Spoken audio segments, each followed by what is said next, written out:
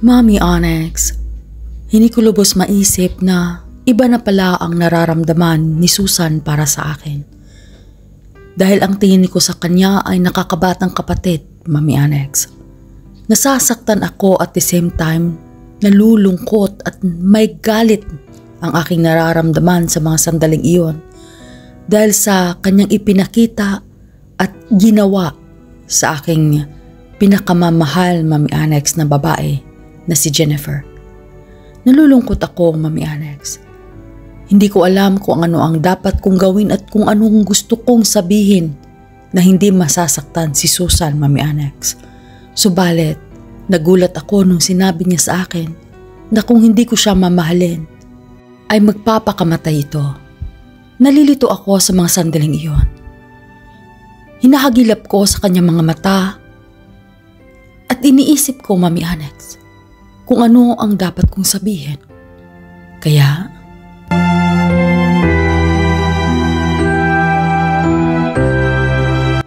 Susan, anong ibig mong sabihin? Bakit ka nakapagsalita ng ganyan? Ha? Hindi mo ba naisip na ang pagpapakamatay ay labag sa kagustuhan ng Diyos? Diba, yun ang laging sinasabi ng obispo sa tuwing nagsisimba tayo? Hindi ba nag-sink in yun sa iyong isipan? Ha? Tapos, ganyan lang? Ha? Tinitreaten mo ako? Kapag hindi kita mamahalin ay magpapakamatay ka? Napaka-selfish mo naman. Come on, Susan. Ayusin niya pag-iisip mo. Mahal kita bilang isang kaibigan, bilang isang nakakabatang kapatid. Hanggang doon lang yun, Susan. Hindi na hihigit pa doon ang aking nararamdaman sa'yo. Look, Susan, mag-isip-isip ka. Huwag kang magsalita ng ganyan. Ano ka ba? Dante, maawa ka. Hindi ko kaya na makita kang may ibang kasama. Nasasaktan ako. Parang dinudurog ang kaluluwa ko. Alam mo, nung makita ko na naghalikan kayo ni Jennifer, parang gusto ko na lang mawalang bigla at mamatay nang hindi ko na mararamdaman ang sakit na aking nararamdaman sa mga sandaling naglapat ang mga labi niyo. Mahal kita. Ayokong mapunta ka sa iba. Mahal kita. Mahal kita. Dati, ako na lang. Ako na lang. Ibibigay ko lahat. Ibibigay ko lahat sa'yo, Dante. Mamahalin kita ng lubos.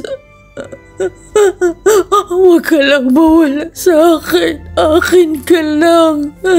Mahal kita. Please, please.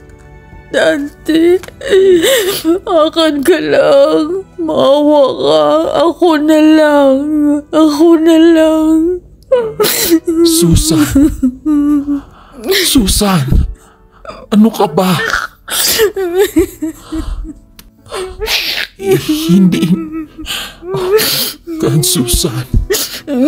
Huwag ka na umiyak. Tama na. Sa susunod na lang natin pag-usapan. Basta ngayon, sige, umuwi ka na. Pag-isipan mo yung pinagsasabi mo, Susan. Nabigla ka lang. Mahal kita, Susan. Mahal kita bilang nakakabatang kapatid. Paulit-ulit ko yung sinasabi sa'yo noon pa. Mas mainam siguro na hindi mo na tayo magkita. Mas mainam siguro, Susan, na huwag ka munang pumunta dito sa bahay.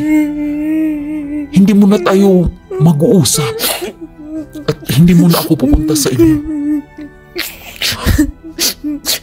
Pag-isipan mong mabuti yung pinagsasabi mo sa akin. Marahil na bigla ka lang. Marahil nagulat ka lang sa sitwasyon na. Dahil palagi tayong magkasama. Noon, tayo lang dalawa. Pero ngayon, nandito na si Jennifer sa buhay ko. Dapat irespeto mo yun, Susan. Intindihan mo ako. Sige, umuwi ka muna. Huminahon ka. Susan, please, unawain mo naman yung sitwasyon. Palagi kong inuulit-ulit sa'yo na ang kaya kong ibigay sa'yo ay bilang pagmamahal na isang nakakabatang kapatid o bilang best friend ko. Yun lang yung kaya kong ibigay sa'yo. Susan, unawain mo yun. Susubukan ko. Susubukan ko at turuan ko. Turuan ko ang puso ko at isip ko. Nakalimutan ka.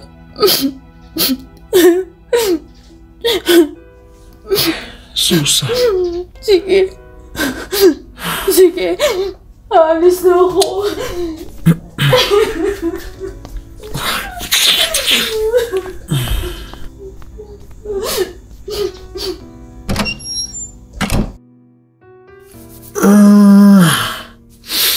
Ano bang dapat kong gawin?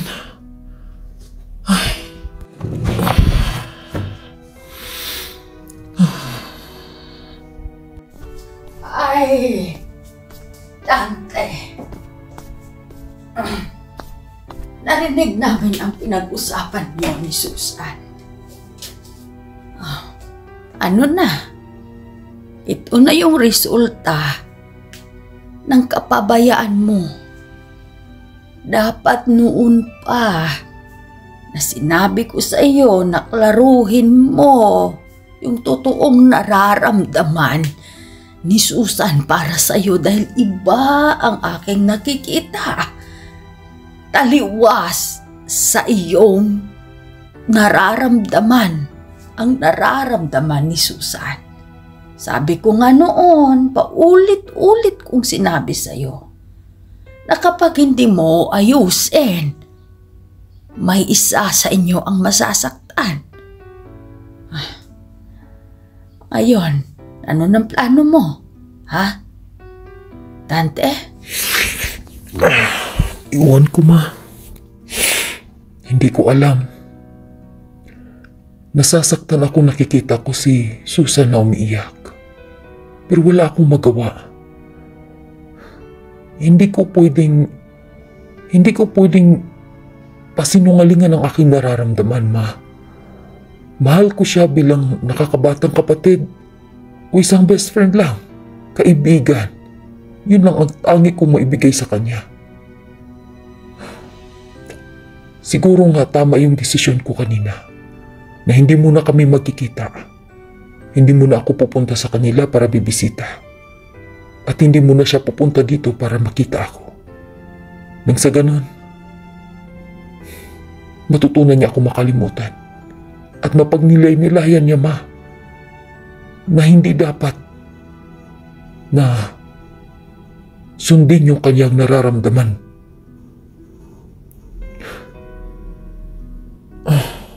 At hindi ko ito nakikita noon.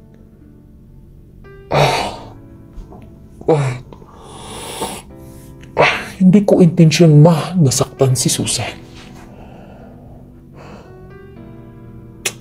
Sa palagay ko, tama yung desisyon mo.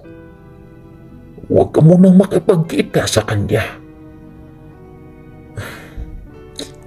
Mahirap na sitwasyon nga iyan. Nandun na tayo sa mahirap na sitwasyon. Ano naman ang solusyon? Para matulungan mo din si Susan na mabilis na makalimutan ang kanyang nararamdaman para sa iyo. Ano bang dapat gawin, ha? Dante? Oo nga naman, anak. Ano bang dapat gawin? Paano kung hindi niya makayanang hindi ka makita at pupunta siya dito? At hindi rin pwede na hindi ka magpakita sa kanya. Kailangan mong lumuwas. Kailangan mong lumayo muna dito. Nang sa ganon ay matulungan mo din si Susan na makalimutan ka. Ano? Dante, anong desisyon mo? Ay, oo nga naman. Sa palagay ko ay tama ang suhestyon ng iyong ama. Tama, George. Kailangan lumuwas ni Dante sa Cebu nang sa gayon ay matulungan din niya si Susan na makalimutan siya. Magdesisyon ka, Dante. Alang-alang kay Susan.